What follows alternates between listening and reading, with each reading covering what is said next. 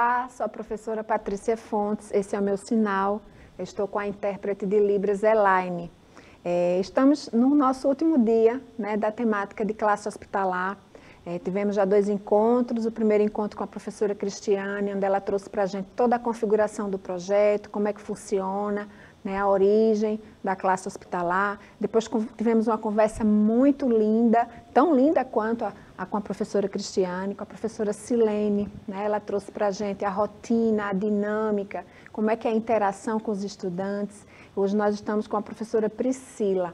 Ela vai falar para a gente da interação com as famílias, então, trazer para a gente mais informações, para que a gente possa se sensibilizar, para que a gente possa se apropriar desse projeto incrível que acontece aqui no Recife, ligada à GE Educação, à Gerência de Educação Especial, né? Então, só tenho a agradecer, Priscila, sua vinda. Estou muito feliz em receber vocês 3 aqui, para que a gente possa dar visibilidade a esse projeto maravilhoso que vocês desenvolvem lá no Hospital Oswaldo Cruz.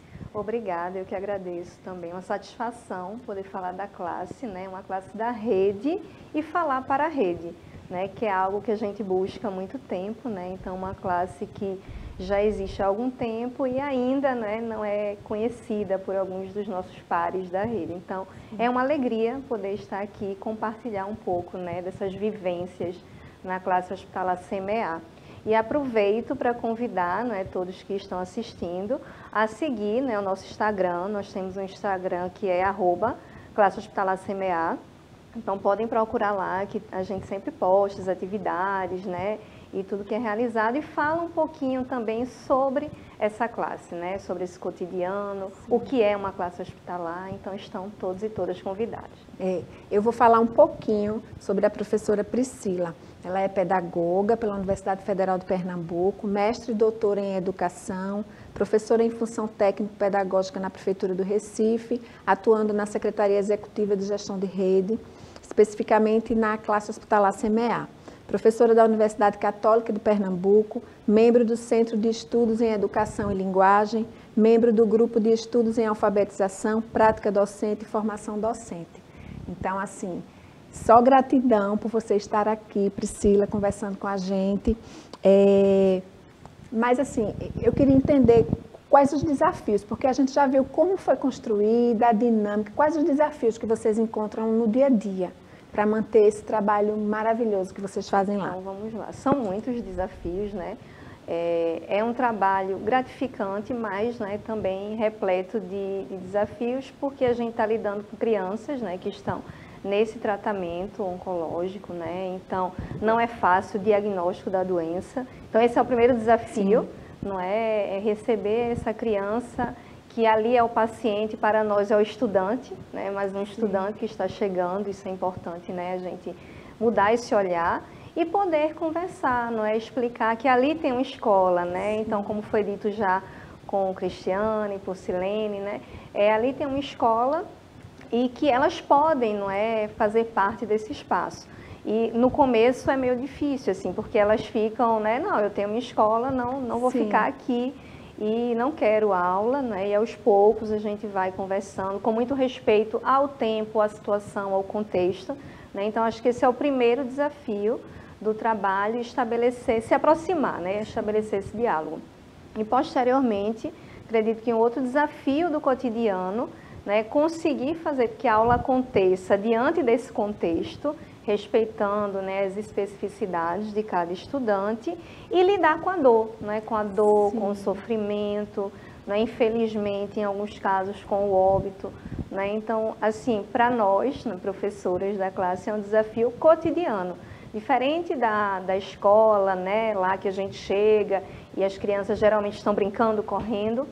Chegar nesse espaço é escutar uma criança chorando, né, o grito porque vão tirar o sangue. Então, é um outro ambiente mesmo, né? Então, a gente precisa reconfigurar, ressignificar esse ambiente. Mas, para nós, ali é a escola, sim, né? Aquela, sim, classe é a escola, e ao entrar nesse espaço, entramos na classe hospitalar CMEA e parece que não estamos no hospital.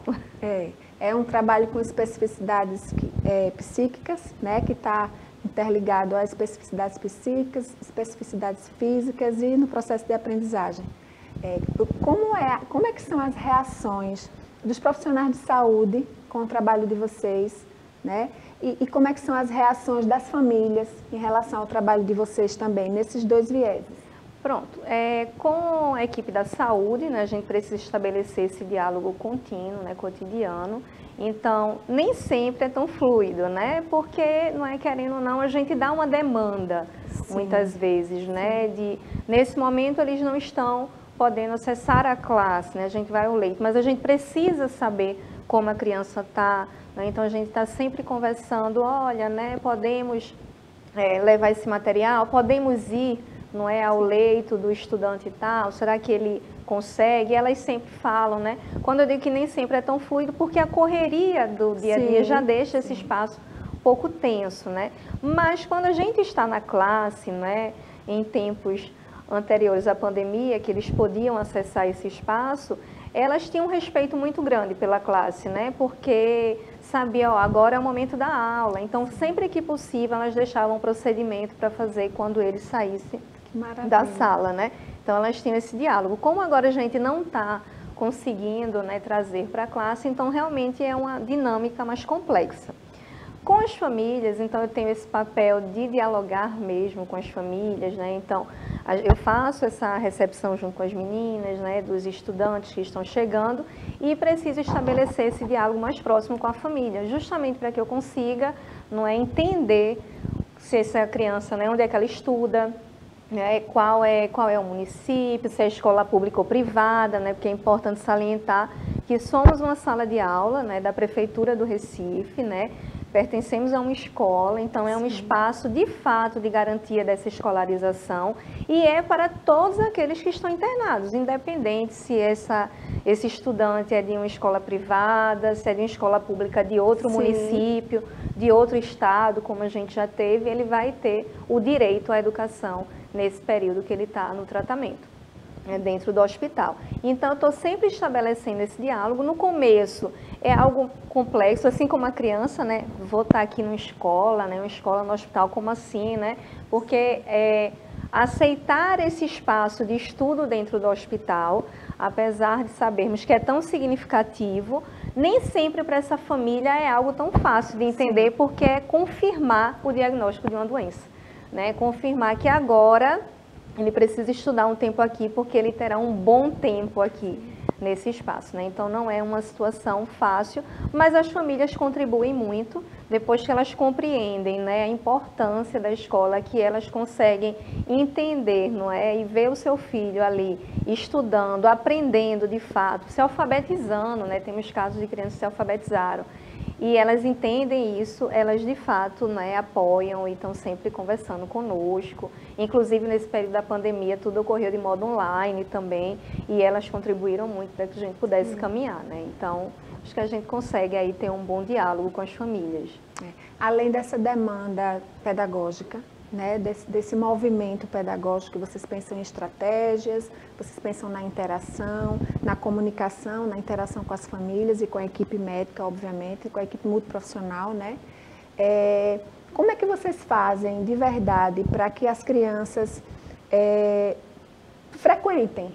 Além de vocês irem lá no leito, como vocês bem disseram, existe alguma atividade, alguma coisa extra curricular, né, que eles participem, que eles se divirtam? Como é que vocês vivenciam as datas especiais? Existe esse movimento que a gente naturalmente tem na escola regular? Existe. A gente faz exatamente como faríamos na escola, né? As imagens estão passando aí, são várias ações, né, vários momentos, inclusive o carnaval na sala, o final do ano com a confraternização e tal. Então, realizamos todas as atividades e a gente tem, né, Silene no programa anterior falou, não é, essa questão de tentar terminar no dia a atividade, mas o fato de concluir naquele dia não quer dizer que ele não leve nada. Então, concluir aquele momento, mas a gente busca, não é, que ele leve algo. Então, a tarefa de casa, que muitas vezes é a tarefa do leito para mais tarde, né? Mas ele tem um vínculo conosco, ele tem uma atividade a realizar, ele tem que dar um feedback à professora, então a gente está lá,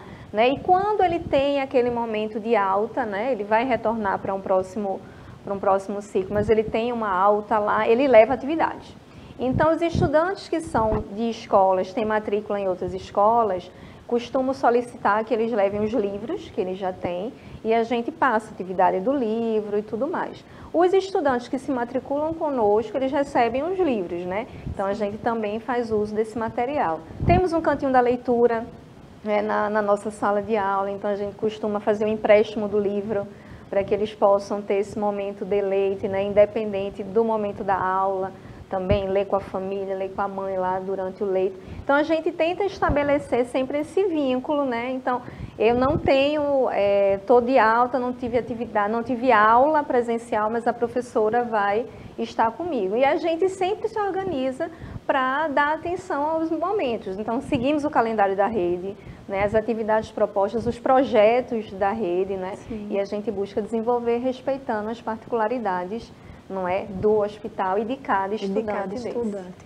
Ô Priscila, eu fico pensando no desafio de lidar diariamente com o entristecer, não é? Com a dor, com a dificuldade, com as questões emocionais mesmo. Como é que vocês lidam com isso? Vocês, enquanto profissionais, obviamente, o sentir de vocês e como vocês percebem também e se sensibilizam em relação ao sentir do estudante. Então, esse é outro desafio, né? Lidar com isso. Não é? Com essa dor do outro, né? Uma dor que mexe com a gente, porque não tem como esse professor não estabelecer esse vínculo, não ter esse elo com esse estudante, né? Então a gente sente muito, né? Mas o que nos move lá, não é? Porque tem outros chegando, tem outros esperando, né? Então a gente brinca que é uma sala de aula que na verdade nós gostaríamos que não tivesse tanto estudante. A gente gostaria que eles voltassem para casa, né? Sim. Mas infelizmente a gente tem uma realidade onde está sempre chegando, né? Novas crianças, adolescentes, e a gente precisa receber e dar continuidade com eles. Eles precisam, né, das professoras. Então, eu acho que isso nos move a não afundar, não é, nas dores que a gente vê, assim, que a gente vivencia com esses estudantes. E também o momento de diálogo entre nós, é um momento de parar e respirar um pouco, né? Porque não é fácil estar ali, então muitas vezes enfrentar, chegou para a aula e o aluno foi para a UTI, né? Sim. E será que ele volta, tal? Então é uma dinâmica complexa, mas a gente tenta trabalhar, né, muito nesse diálogo, muito no pensar nesse outro estudante também, não é? E de ter os momentos em que a gente pode, assim, não, agora vamos também sair um pouquinho, não é, desse cenário, a gente não pode levar isso conosco. A gente leva às vezes, né? Mas precisa buscar não levar. Nós temos uma relação muito boa e é muito difícil. Então, acho que esse é um desafio e até, né, uma busca para que no futuro a gente possa ter formações mais específicas que nos ajudem a lidar, né, com as emoções nesse cenário. Sim. Gente, perceberam a lindeza que é esse trabalho? A emoção que ele precipita nas pessoas, o desenvolvimento que ele possibilita, as oportunidades que ele possibilita. Então, espero que vocês tenham curtido, que vocês tenham percebido o quanto é significativo esse trabalho que a professora Cristiane, que a professora Silene, que a professora Priscila desenvolvem lá na classe hospitalar. Priscila, pode fazer suas considerações, se você quiser deixar alguma mensagem. Eu quero agradecer novamente, né? A mensagem que eu deixo para todos é sigam na rede, né? Então vou falar de seguir na rede social, porque é o espaço que a gente tem de dialogar com vocês, não é? Então que a gente possa aí compartilhar. Nos falta às vezes os pares, né? Para conversar sobre a classe, mas né, é muito importante quando a gente tem pessoas que, como é que faz, né? Como é essa dinâmica? Olha, tem uma dica aqui para dar, a gente já recebeu doação de livro, olha, tem algo muito legal para vocês trabalharem aí. Então, que vocês possam seguir, compartilhar, conhecer, não é, quando tiver tudo liberado a classe, não é, e entender a importância e necessidade de ampliação desse serviço, né? Todas nós fazemos parte, né, do Fórum de Classes Hospitalares, do Grupo de Classes Hospitalares no Brasil, né? Então, sempre buscando essa atualização para contribuir, não é, com esse processo de ensino-aprendizagem na rede do Recife. Contamos com vocês. Obrigada. Gratidão, só tenho a agradecer. Pessoal, espero que vocês tenham gostado, que tenham ficado com a gente desde o nosso primeiro encontro, um encontro lindo, com reflexões importantes sobre o aprender, sobre se sensibilizar, sobre afeto. Espero vocês para o próximo encontro. Tchau, tchau.